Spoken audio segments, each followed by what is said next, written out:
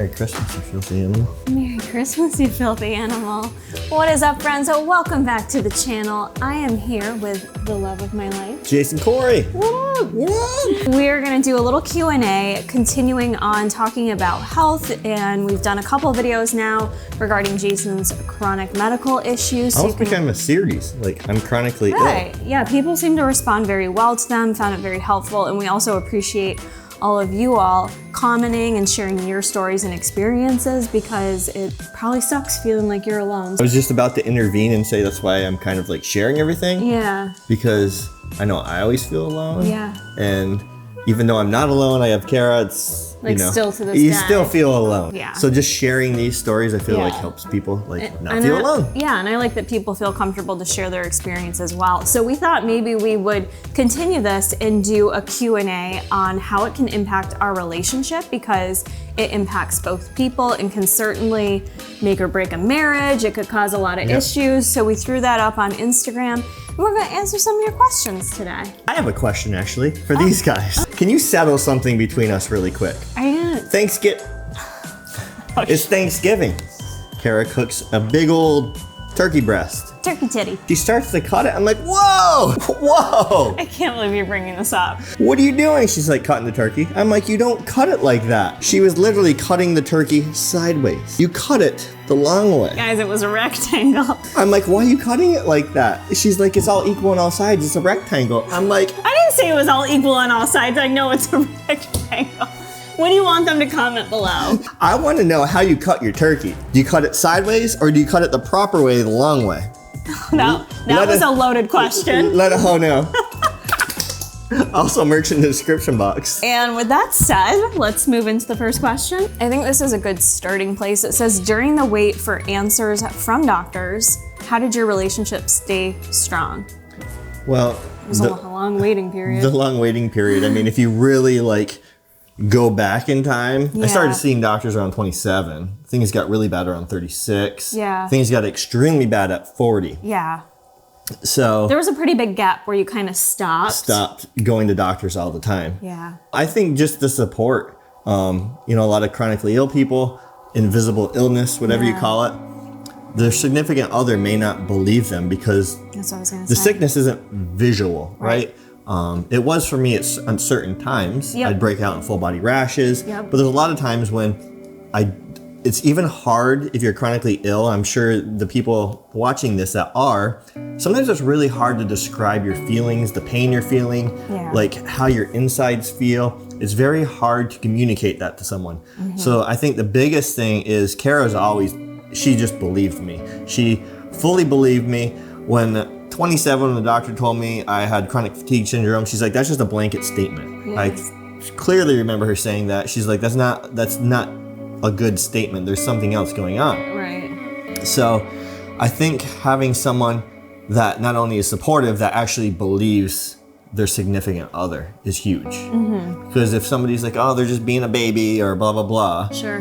They're not going to have that compassion. Yeah, that's what I was gonna say, I think was the biggest thing that, not to speak for Jason, that maybe helped him, but I genuinely always believed him. I never thought anything he said, he was making it up. And during that time when Jason just got doctor fatigue, if you will, from not getting answers, I remember him telling me, I can't do this anymore. I'm tired.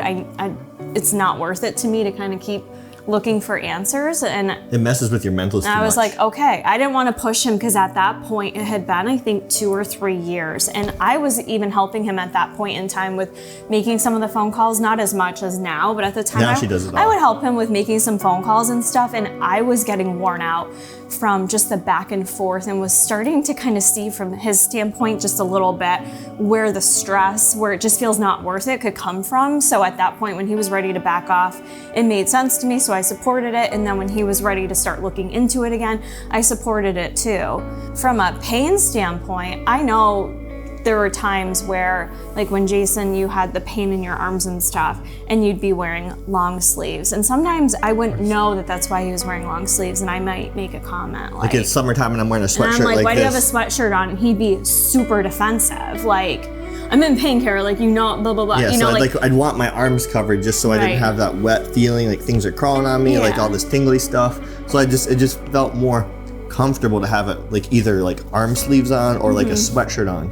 So I think what I was gonna say with that is I don't think we wouldn't get in an argument or anything, but like he'd be snappy, he'd be a bit defensive, and I would say at that point in time our communication wasn't as good, and I think a lot of that just came from not knowing what's going on. So you didn't even know what to communicate to me, you know, and how do I expect that of you? So there were days where I was just like, man, he's freaking moody today, you know, but it never went further than that. But we would definitely have those little tiffs. I want to be transparent, like everything wasn't all perfect. Like there were definitely days where it's like you were in pain, and rightfully so, it made you a bit snappy or defensive because in your body you didn't know what was going on. And now fast forward to now that we know what's going on, it's much easier to communicate.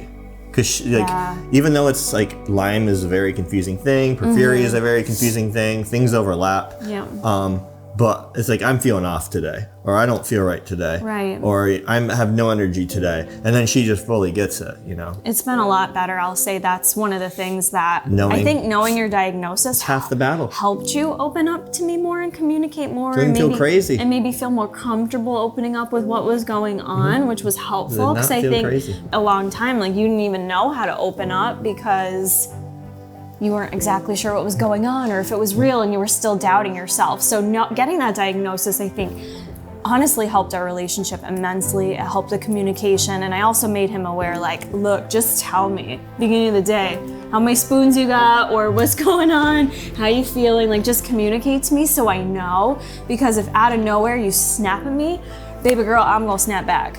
This question says, what's the best support for the healthy spouse? I asked the chronic pain one.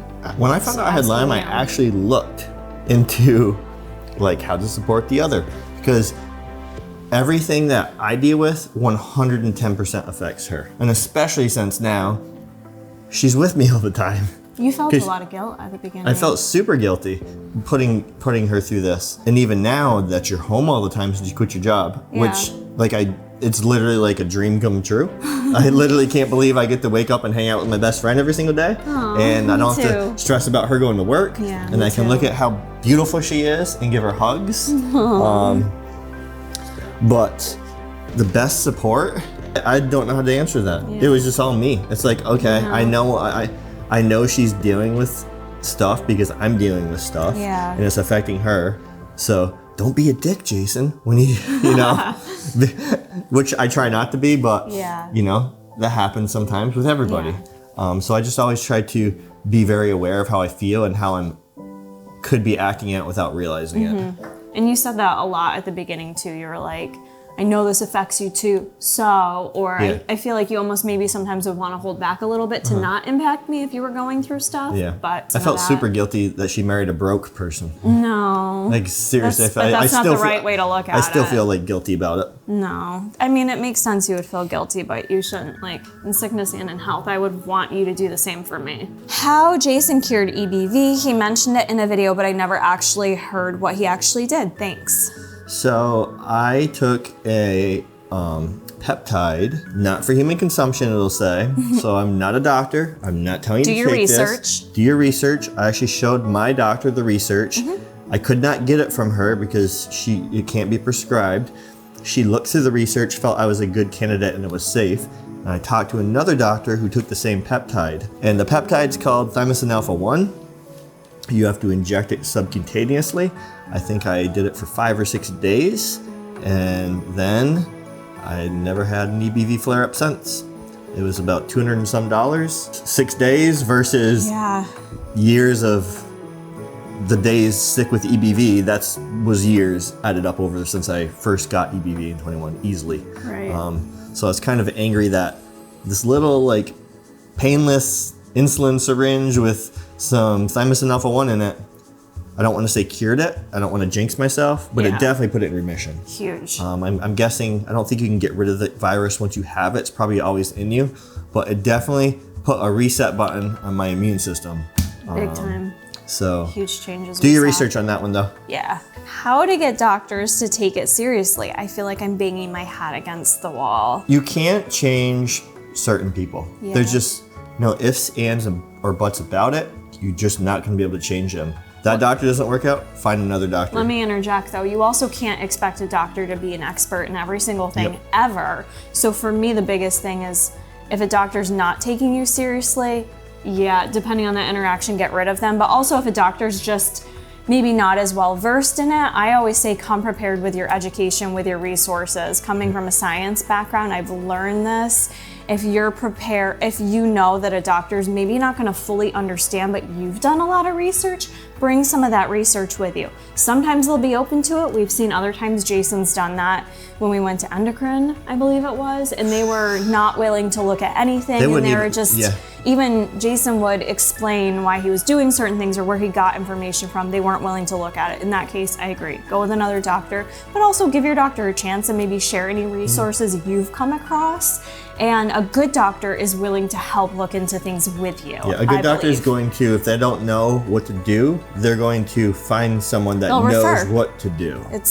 And they're going to take you serious. That's a good doctor. Yeah, any health professional should know when it's out of their expertise and refer you in the right direction. When they're not willing to do that whatsoever, it's not a good sign. But a couple questions about kids. This person asks, do you see kids in y'all's future, and would you own any small dogs with Bruce and JJ? No, we're not going to ever have kids. We don't want kids.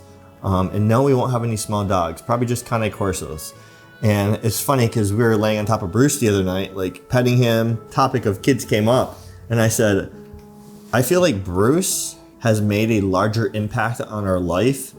One of the largest impacts on our life is together. Versus any child ever could have. He has changed our lives so much, even from the fact of me getting a diagnosis, you know? Yeah, for sure. He made us see things differently. So no kids, no desire to have kids, and we're too old to have kids. I've passed the point of being in a good birthing place. I like this question. How do you talk to someone about your issues, as I'm good at hiding my pain and scars? I'm with you on that. I'm very good at compartmentalizing things and not talking about stuff, but I also don't deal with chronic pain, so how... No, but you have tinnitus, and that's like a chronic issue that can drive you mad. It is. I usually just, like for me, it's kind of what I tell Jason to do is let me know when you're having an extra bad day. If you're having a high pain day, please communicate that to me, or if you wake up and you're in rough shape, I'd rather you just communicate that to me, not because you're being negative and it sets the tone for a bad day. More so, it lets me know where you're at and I can kind of navigate things a bit more gracefully, a bit more patiently.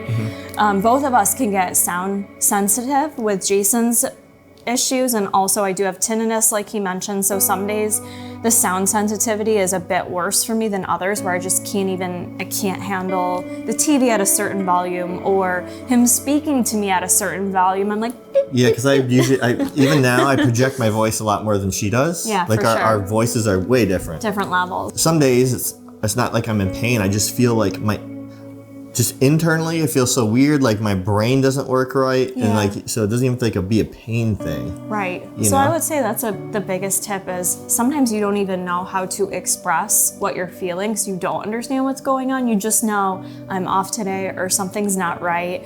I think Jason and I are really good at communicating that now, even if I'm having a bad day myself, or just like I'm off or not feeling well, or even if I'm just moody, I do try to communicate that to him just so we can kind of prevent any fights, any unnecessary fights, because you know what happens when you're moody or just not feeling well, you take it out on the person who's there, or the person you love the most, because you can. So I think that's helped us a lot prevent fights from happening. Can we reveal the lie to them? What lie? This ain't our proper heights. I'm like slouched over. She's got clogs on. Take these guys off. Ready? This is the height.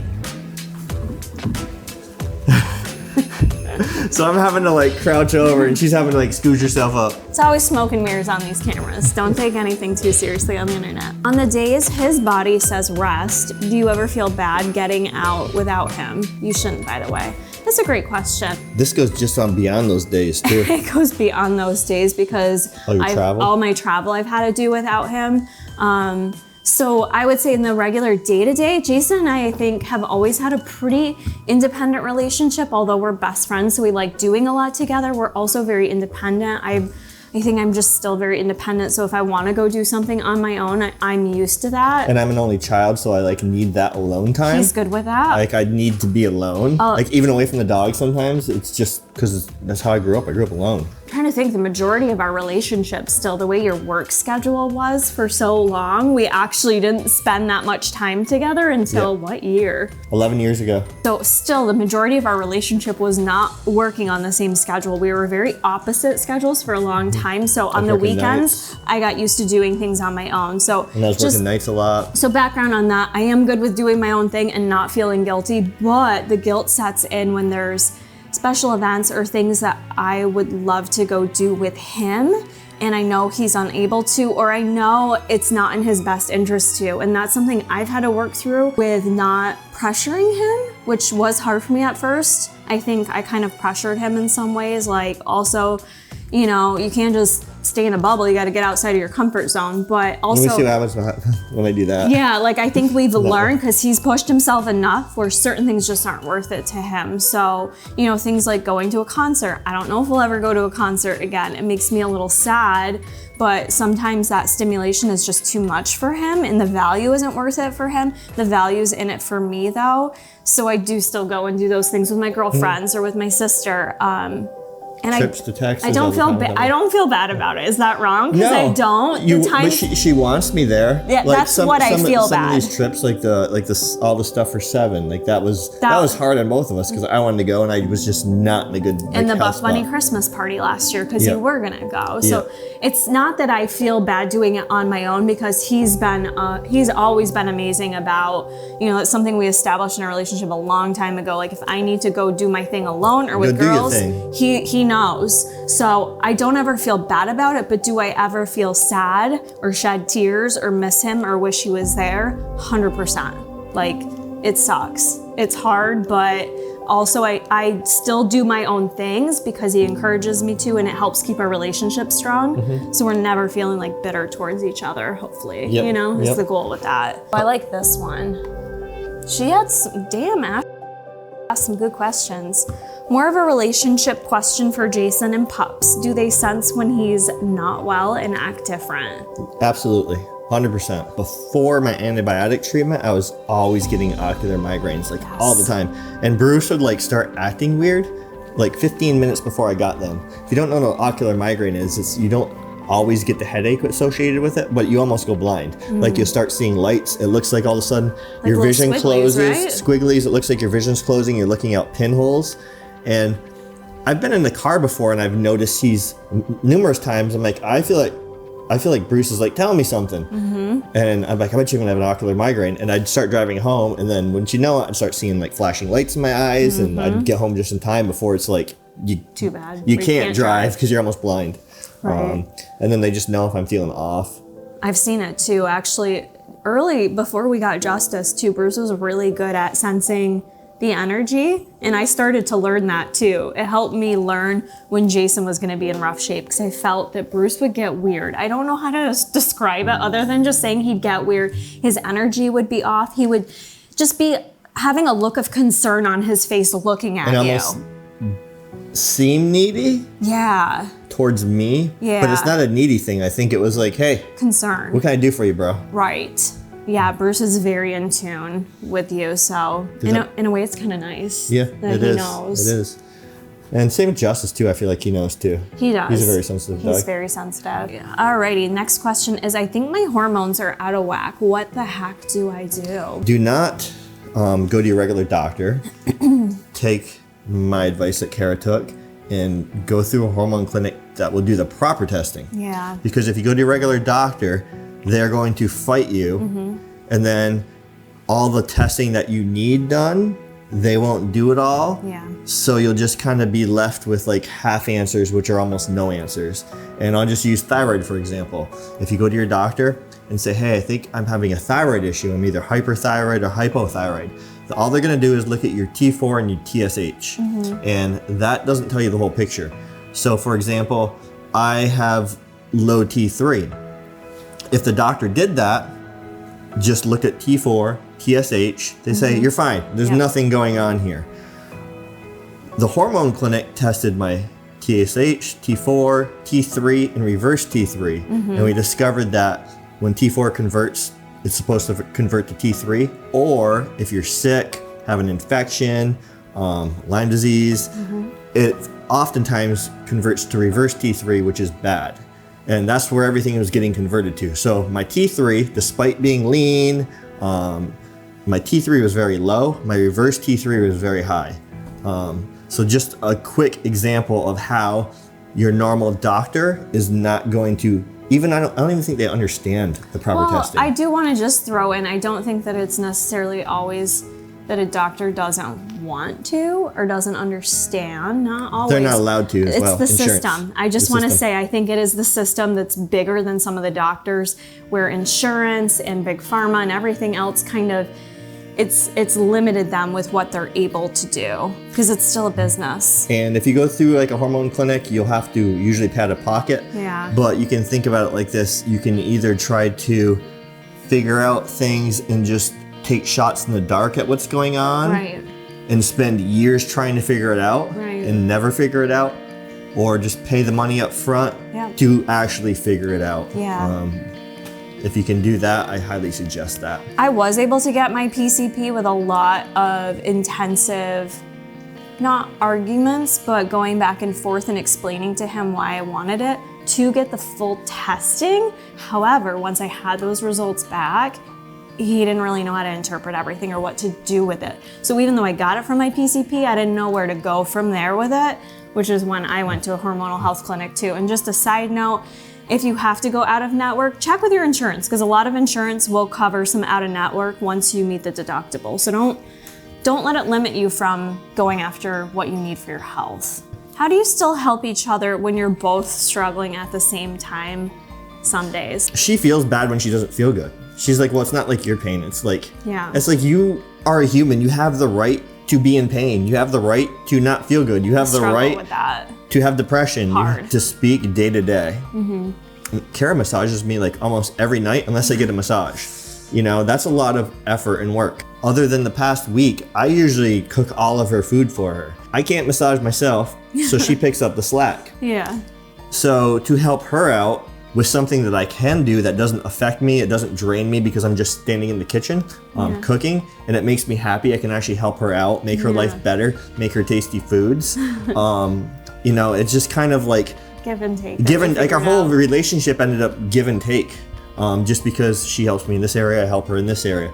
You know, she'll help me sit on camera and film videos when I can't speak properly. And there's a lot of times when I just don't know what to say, and like she doesn't even realize she's doing it. She ends up picking up the slack. I edit all her videos. I help her with ideas too. Yeah. So like our whole relationship's like give and take and just helping each other out, like when one person's struggling. Yeah. I mean, I guess that's how a relationship's supposed to be, but we definitely have learned that even more so with health issues and even more so like that you quit your job. For sure. And being home around each other all the time. For you know, sure. she's like, "Are you gonna get sick of me?" I'm like, "Hell no, I'm not gonna sick of you. How could I get sick of her?" No, like seriously. I think the first thing I asked was, "Does this mean you're not gonna cook my meals anymore?" I'm like, "No, I'm gonna cook more for you." But I'm glad you brought that up, because I think, you know, I don't really preface that a lot, and I always put on Instagram like, Jason made me this, or Jason did this for me, and I'm sure it can look like her bragging about her husband and her perfect relationship, which there's no perfect relationship. It's like the give and take that we've created to help each other out. And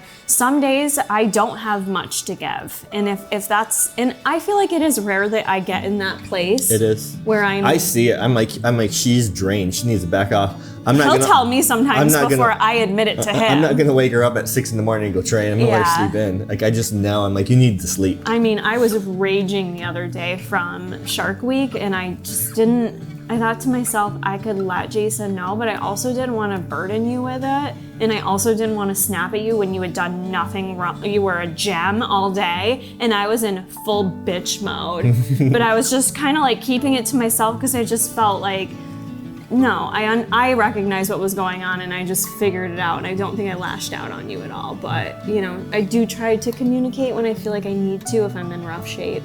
Yeah. Ditto. Yeah. Someday she'll ask me how many spoons I got. That's I'm like, the thing. not many. Like, or if you're like, if you get up in the morning, and he's normally like, you're super talkative in the morning without caffeine. Me, not so much. but he is. And so if there's mornings where he's real quiet, or I come out in the kitchen and I notice he isn't making eye contact with me, he gets annoyed because something got left out on the counter, you know, I'm slobby. I'm always slobby. But Slobby? Slob kebab. Oh, okay. I think the word sloppy. Sloppy, slob kebab. But I can just tell, like, on those days something may irritate you more, and that's when I'm like, hey, like, how many spoons we working with today? Or not many. How'd the sleep go? You know? So usually I'm like, noted. No, it's funny. I woke up the other night at 3, wide awake, couldn't fall back asleep, super anxious, which was then that turns into getting depressed. Yeah. So I'm like, screw this. I'm just taking control of my own brain and getting up. It was 4 o'clock. I'm like, whatever. Yeah. So we were gonna go to the gym. So I did some work until 5. And then I'm like, maybe she'll get up at 5 because I know she ain't getting up at 4. And I'm like, hey, you want to go to the gym? She's like, I'm gonna get sleeping. And she like kind of does like one of these things. She doesn't know what's going on. So I let her sleep. But surprisingly, that day, like that was the best day I had in like a long time. Like my body didn't hurt. I felt good. I felt energized, which is really weird because being up at 3 a.m. You would think would have tanked you, but no, I noticed did the complete opposite. I was like, let's go. Sometimes I feel this responsibility to keep you in a happy mental place. And I know it's not a responsibility, but it's almost like a job for both couples. It's like, I feel like, you know, you should try to lift each other up, right? Yeah. So, but it's not your job, but it's a nice. But I feel that pressure sometimes. So like mornings that I don't go to the gym with you, I'm always like, man, he's gonna be not in good spirits when he comes home because he's had these 2 hours like alone with his thoughts or maybe in pain. I took Justice, left Bruce here, put Bruce in bed with her. Yeah. And took Justice to the gym with me. Yeah, so and you came home and you were just like zippy and in a great mood. And I bet like to recreate that, I think what you said is correct. Like you took control of that narrative that night instead of it letting it control you or make you like sucked into that depressive hole. You're like, screw this, I'm just gonna take charge today. Yep. I think that's really powerful. I've done that numerous times. No questions, just love how you two feed off each other. One gets stronger when needed. Thanks, Grimhouse. Yeah. Next question is it hard to be intimate? I have chronic illness, deal with chronic pain every day. That's a perfect question because it seems to take me out of that pain. If we bang it out. But here's one thing I will say. If he's in a bad pain place all day and kind of just, I need a little attention. I need someone to judge me up a bit, you know what I'm saying, to get me there. Not just like, hey, we'll go bang it out. So like if you're having a bad pain day, sometimes for me, I'm like, well, I'm not like you've done nothing to get me in the mood, you know? Like do a little something. But be a little nice to you. But I will say, you know. Wine and dine you. But sometimes I also always don't need that either. Sometimes it's just good to just go do the thing, you know? And I think I've wrapped my mind around that too. Like, let's just do this because it'll help us feel more connected. I noticed, I think before he did, that it helped with his pain levels, helped him sleep better. Helps my appetite. Helps everything. I'm always like, I'm hungry. Like right after I need to eat. It helps everything. And I get where maybe this can come off wrong, but it's not like he's trying to be like, yeah, I need to have sex so I can feel good. It's not like that, but definitely noticed the benefits. So it's one of those things where like, do you always want to exercise? This is going to be a bad analogy. Do you always want to exercise? No. But do you ever regret it? No. And sometimes I think about sex the same way. Is that bad? I mean, we've been together a long time, you know? Is that wrong? I don't think it's wrong. No. I'm not saying you don't get me in the mood. I hope I do. Sure sounds like I do. Yeah, the neighbors probably wondering what's going on. The dogs certainly get concerned. Sometimes we just leave them outside. Anyways, what was the question again? Is it hard to be intimate? Ultimately, at the end of the day, no, it's not. Did he just pull that off the counter? No way. No. No. But that was cute as fuck. It was so slow. That was the slowest pull ever. He just pulled us off the counter. Like literally Jason and I are standing there and all of a sudden this rope just slowly comes off the counter and you hear a thud and JJ's standing there. Go lay down, boys. Go lay down. Man, you look hot. Can I show them how damn hot you look? Sure. Look at how like insane Kara looks here. Pictured it very well. She looks absolutely insane here. Like this, I picked this thumbnail. I'm like, you need to use this thumbnail because wow.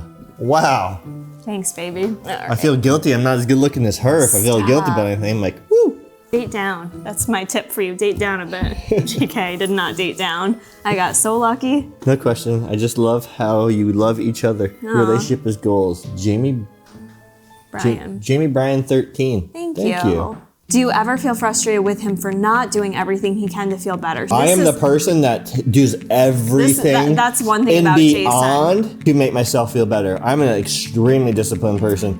I eat super healthy, and I don't even eat healthy and train because of my illness. It's just because of who I am, and I want to feel the best I possibly can. I know I can if I eat proper. I know if I can if I exercise.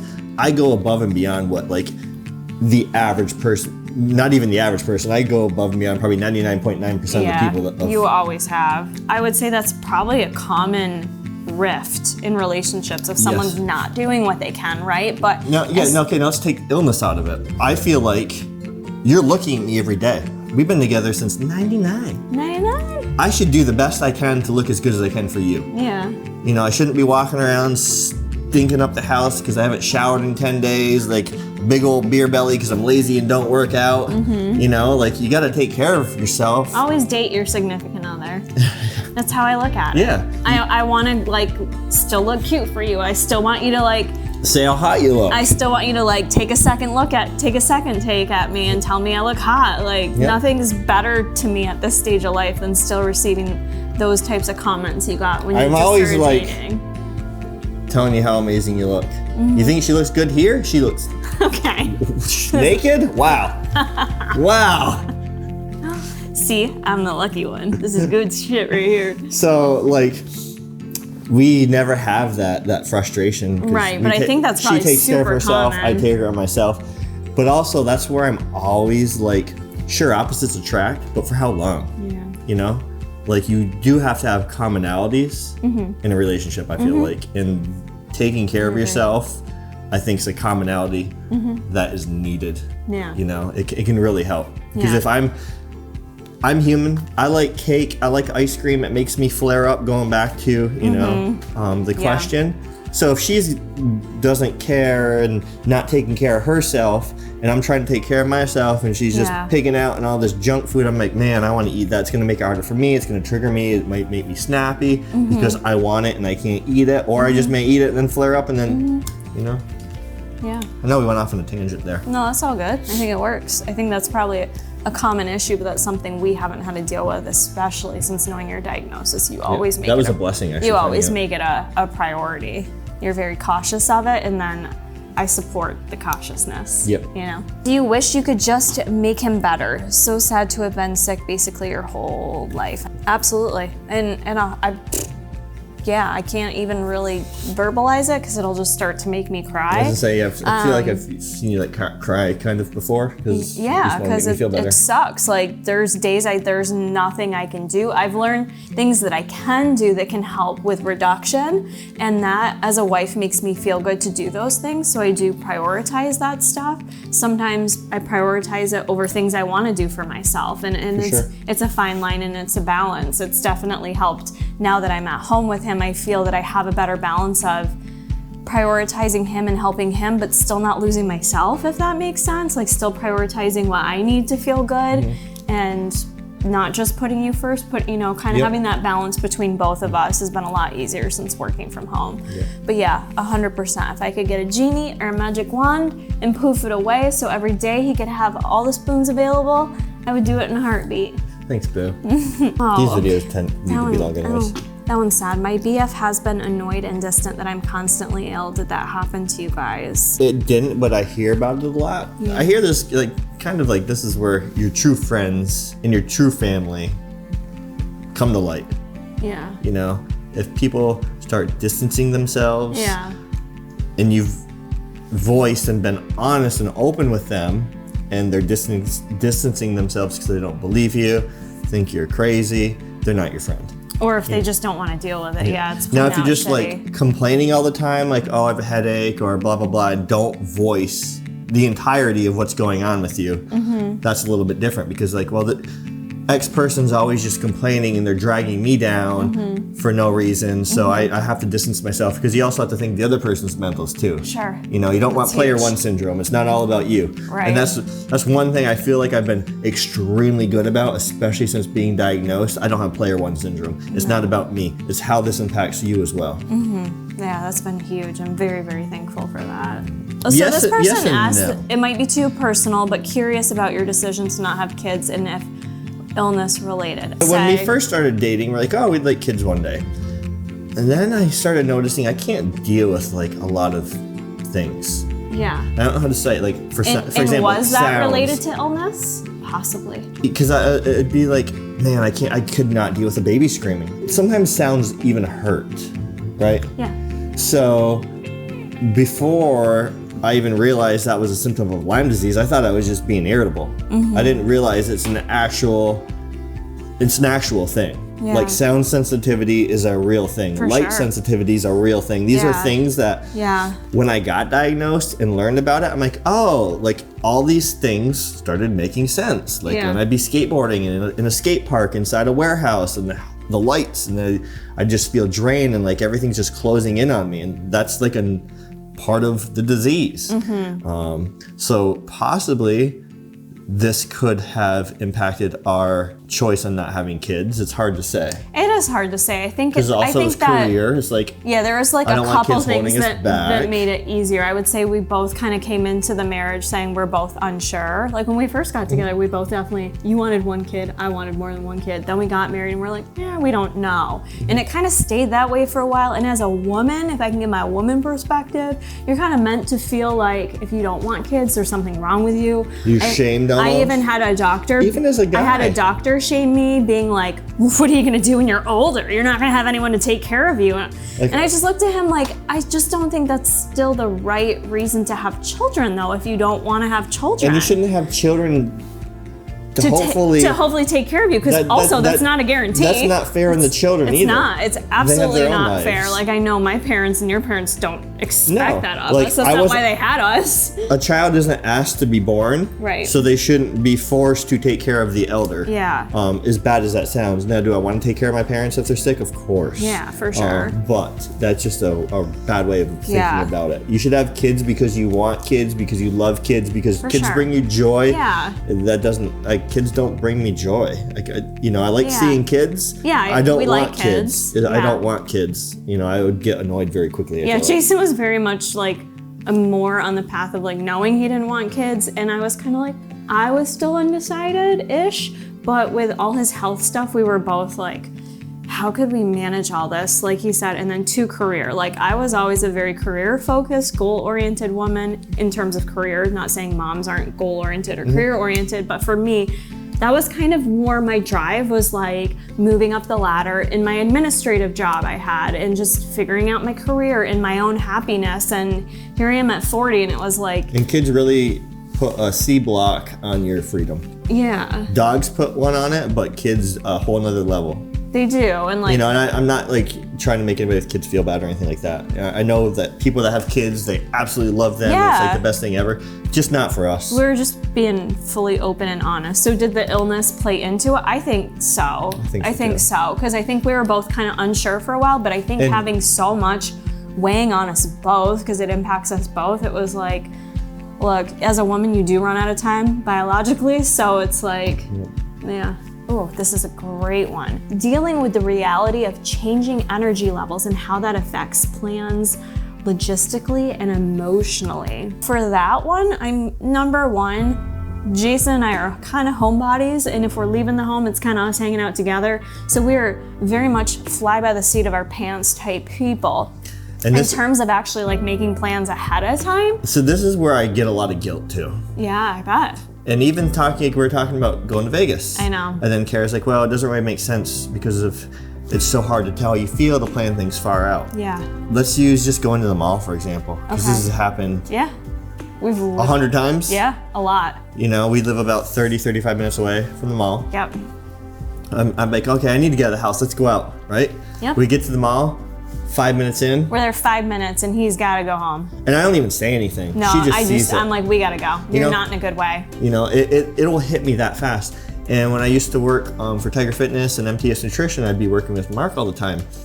And we didn't know what I had yet. I wasn't even complaining I'm like chronically ill. No, you just pushed He would through just be like, I can see all of a sudden you have all this energy and then something just hits you and it's like you're gone. You're gone. Like you're just different. Like you have nothing in you out of nowhere. That's literally how it happens. And that's how, I can be like I feel energized right now. By the end of this video, I could have nothing in me. He could be like this and 5 minutes later, he's gonna be like not looking at me, barely talking. And it can be hard to even open my hands because they just feel so stiff and like there's mud in there. And it just comes on so quick. It does. And it's very hard because you start less socializing for sure. Yeah. You don't want to make plans with friends, you know? For example, a couple of our friends, Jake and Bethany, I always want to go see them and make plans.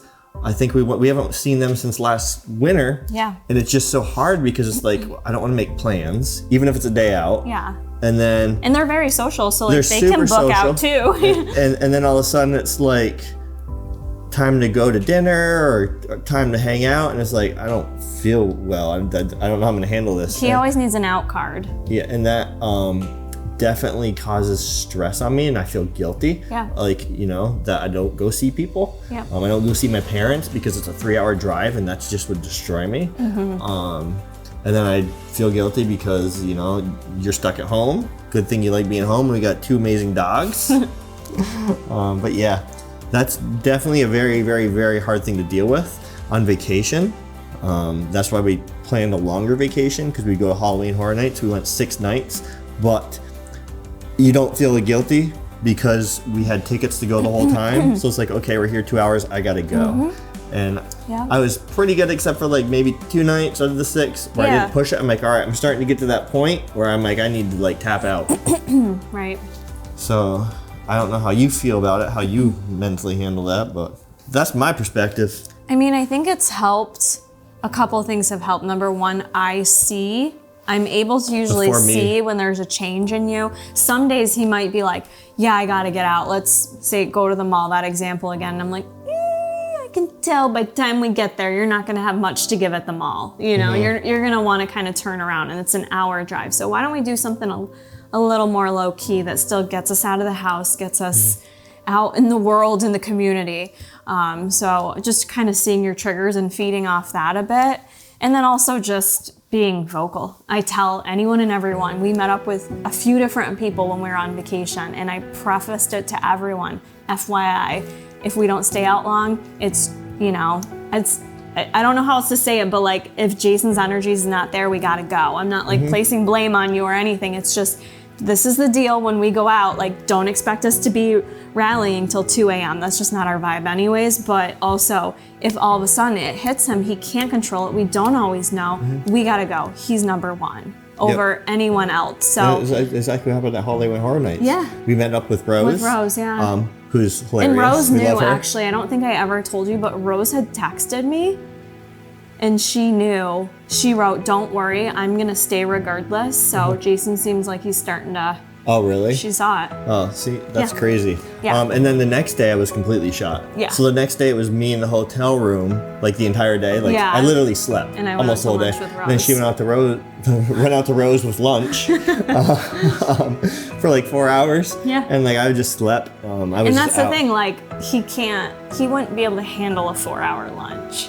Number one, you need to be doing something. Like the thought of sitting there for 4 hours probably. Well, no, we went out. Oh, that's true. We did with Amanda and Connor. And Connor. We were out for a bit. We were about 4 hours and I had a blast. Depends. Like it just, you never know. But I was also very tired that night. So I guess the answer to that question is it does remain challenging, and I think the best thing we can do is communicating that with people and hope people still want to hang out with us. You know, we're not maybe socializing all the time just because of energy levels. But, you know, we just communicate with people and make them aware. And even socializing with you guys. I'm like, Kara, it's 11:30 right now.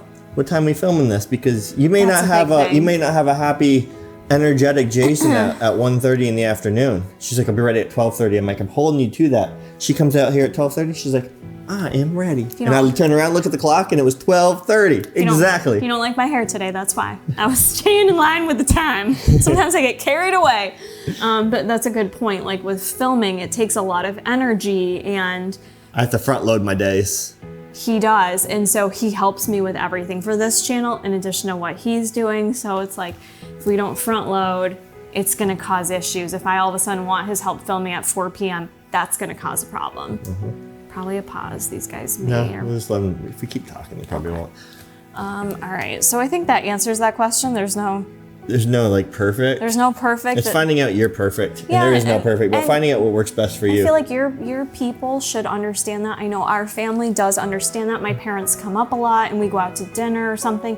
And Jason oftentimes doesn't go. And it's not because he doesn't love my parents or like hanging out with them. It's just the juice isn't always worth the squeeze. He has to be careful with his energy levels. And then it's like I go out and it's like I can't really eat anything as it is. And you know I'm going to be chatting for like 3 to 4 hours. And I'm sitting there starving, looking at everybody eating this delicious food. And I'm like not eating. I'm sipping on like a decaf coffee. I'm like, yeah, I kind of want to go home and eat. This one says, how do you stay happy traveling to weddings or couple heavy events alone?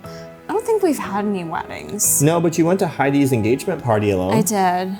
On our wedding anniversary. On our wedding anniversary. And this goes back to about supporting each other and having her do stuff. Yeah. So our wedding anniversary was October 10th.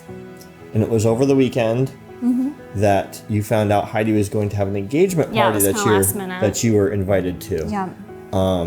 And obviously we wanted to spend time together on our anniversary and hang out. Because it was a big one. It was our 15-year wedding anniversary. She didn't even say anything. I'm like, Carrie, you need to go. You know, Heidi's only getting engaged one time in her life. It's this very special time. Yeah. We're gonna have plenty more wedding anniversaries. It doesn't like the number of what it is doesn't really matter. Yeah. But this is like a one-time opportunity. You have to go, be with your friend, enjoy the moment. You know. And I'm sure I know you were sad not being away from me. Yeah. But you also had a good time too. Yeah. You know, you get to be there for a very special moment. Yeah. And we had our vacation planned too. So you were like, we'll celebrate then. Yep. So it is. So I felt sad leaving him, but I guess because Jason is just so supportive, he's open and honest. He's not one of those guys that's like, just go, have fun, baby. And then when I come home, he's cold and nasty to me. I'm a very straightforward person. Because I've seen those situations too, where it's like, are you setting me up? I'm gonna come home, you're gonna be pissed at me and give me the cold shoulder. He's not like that, thankfully. If he was like that, I would be like, not cool. Yeah. Like, let's just be honest about how this is gonna go. But he's very supportive. He knows there's certain things I still need to do in my life to be happy, and just because he can't go or what have you. Don't want her missing out on events because of me. Yeah, and like, just be like selfish the Buff Bunny Christmas party, he was supposed to go. I wouldn't say that was a heavy couples event, but a lot of significant others were invited last year, and I had wanted him to go. It was hard because I had told everyone he was going, and then it makes me sad not being there with her. For sure. Yeah, I legit get sad. And then literally everyone's like, "Where's Jason? I thought Jason was coming." So it's like I had to keep explaining, which is no one's fault, but no one understands this illness. No one understands this disease. So it was like, yeah, he's just not feeling well. Oh, I hope he feels better. And again, everyone's very well intentioned with that comment, but it's just kind of a very surface level conversation I have with people because it's a bit too much to get into. Like, no, this is like a lifelong struggle. This is how it is. So some people get it and then other people don't, and that's okay. Like it's not. You can't expect everybody to. It's a heavy subject, so I just kind of keep it surface level sometimes for ease of conversation too. But and the last question, I don't know why we got asked this. I don't know either. Any experience with a sex therapist? What's a sex therapist do exactly? They make your sex better? I don't know. Like if you're having intimacy issues, do they help you? I think probably if you're having intimacy issues, they would kind of work it through you. Work it through you. Alrighty then. I honestly don't really know what a sex therapist actually does. Do we need to see one? I don't think so. I don't think so either. I think things are good. You're making me sound bad now. You're like, maybe. No, I'm thinking. Do we need to? I'm thinking maybe. You're making me sound bad. I maybe need a normal therapist, but not a sex therapist. I think we're all set in that department. Yeah. So no experiences with the sex therapist. Hopefully we never need one. Yeah, I mean, I don't really know exactly what they do, but it's kind of a cool job, I guess.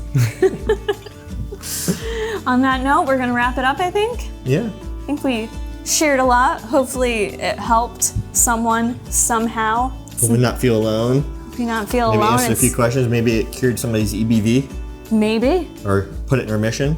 Maybe, you know. Like I swear, I'm still so thankful. My friend talked to me about that. Yeah, me Sent too. me the research. I hope that was a lot. game changer. Huge game changer Game for changer. you. Hope you guys enjoyed, got to know a little bit more about how this kind of stuff impacts our relationship and how we work through it. Everything. It impacts absolutely everything. Like every daily decision I make thinking about your health. I just do. It's part of that. Yep. You know, so it is supportive. It is a huge thing, and I think that's why, you know, I was telling Jason I feel compelled to just be talking more about it this year, and obviously because you all responded so positively to us opening up about it. You know, I love this channel, and I will always do this channel based on things I'm passionate about and that help others. So if speaking about it more helps, then cool. Yeah, we're open. I shared everything, every medication I was taking in that first video, you know. Just want to bring more awareness to it because we were just so out in the dark for so long. So if one person has helped, that's huge to me. It's really cool. Especially because if you just chronic illness, I don't know the statistics on it, but I know for Lyme disease, the suicide rate is extremely high. Yeah. It's extremely high, which is you feel trapped in your own body. Yep. You're in pain. You feel claustrophobic in your own body. You don't want to be in your own body, and then you feel alone. Yeah. And that just spirals out of control. Yeah. And I can see how that can mentally impact, because I know it mentally impacts me in a very negative way, depression. So yeah, if it's just so people don't feel alone, that'd be great. Because you're not alone. Yeah. You got us. You do. You always got the Corys. All right, guys. See you in the next one. Peace.